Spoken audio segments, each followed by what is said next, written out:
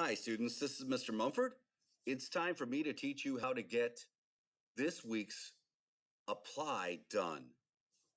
So we're going to move and navigate to Schoology. We're going to go to week 2, open the week 2 folder, and you should be able to click on apply.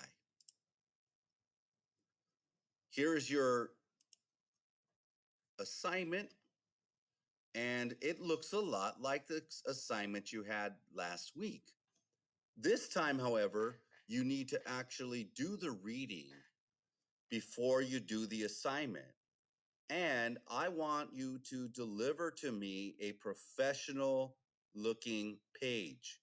This week, you're also going to be creating a website and you're going to be posting this on your website. So I want to make sure that it is professional.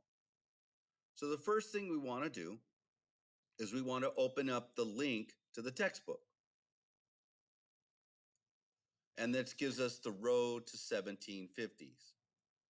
Now, you can read this quickly if you want to read it quickly, or if you want it read to you, you can click on the video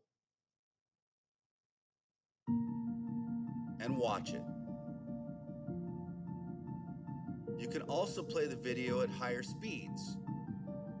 Road to the 1750s. Society. Life in the early 1700s was almost entirely rural with a very simple feudal social structure, nobles and clergy at the top, peasants at the bottom, and very few people in between.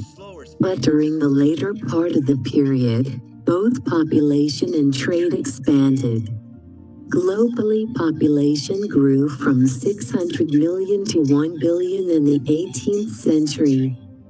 Towns became larger and more numerous, resulting in the growth of middle classes made up of merchants, craftsmen, and shopkeepers. Okay, well, we got the idea, right? So you can watch the video. It takes about 5 minutes. If you play it at 1.5 speed, it takes about 3 minutes.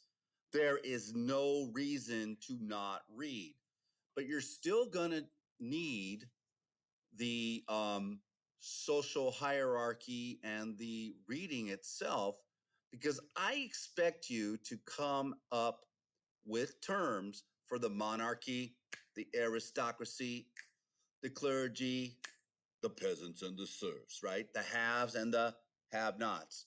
The monarchy, the aristocracy, and the clergy are the haves, and the peasants and the serfs are the have-nots.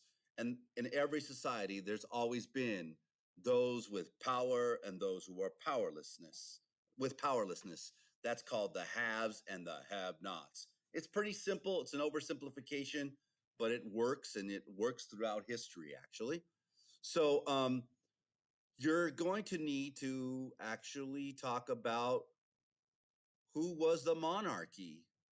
And the monarchy is not in the reading. Not at this point in the reading.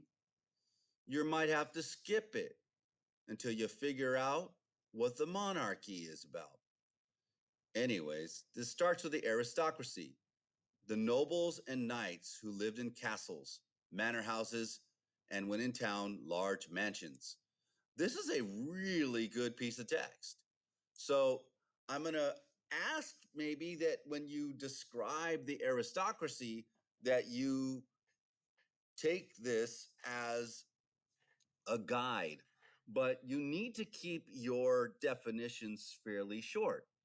So instead of just doing a copy and paste, you need to do a reword.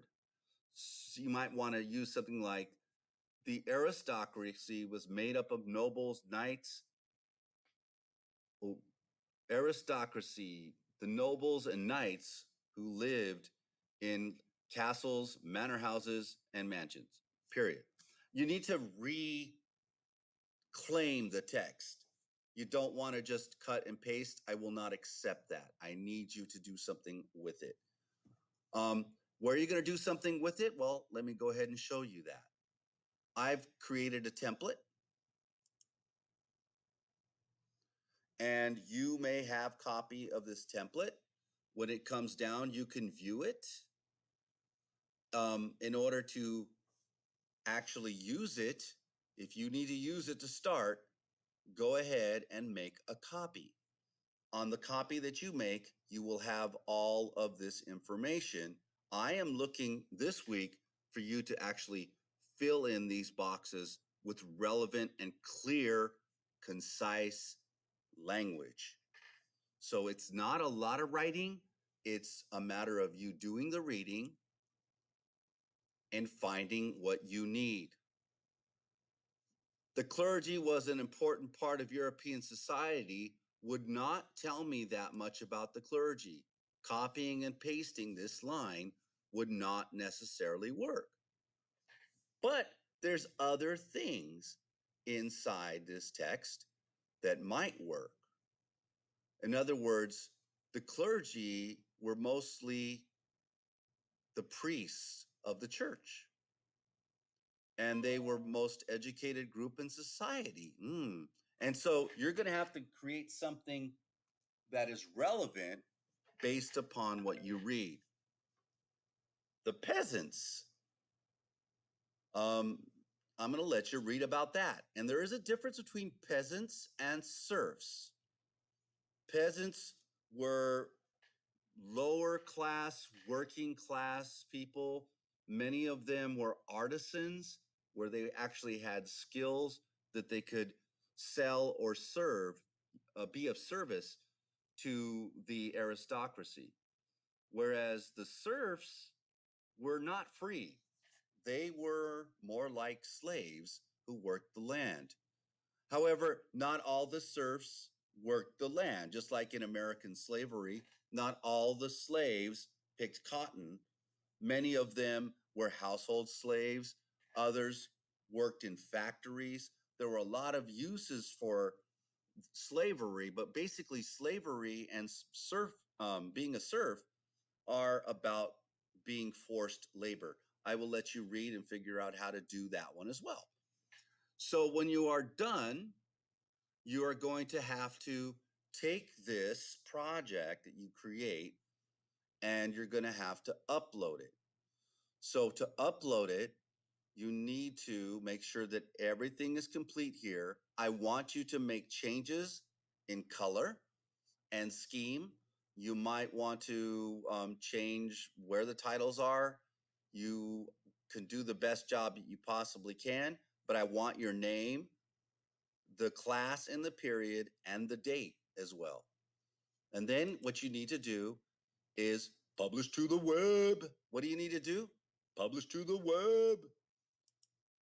And if you publish something to the web, you will publish it and be able to click on this link and hit Control C. It'll tell you Control C.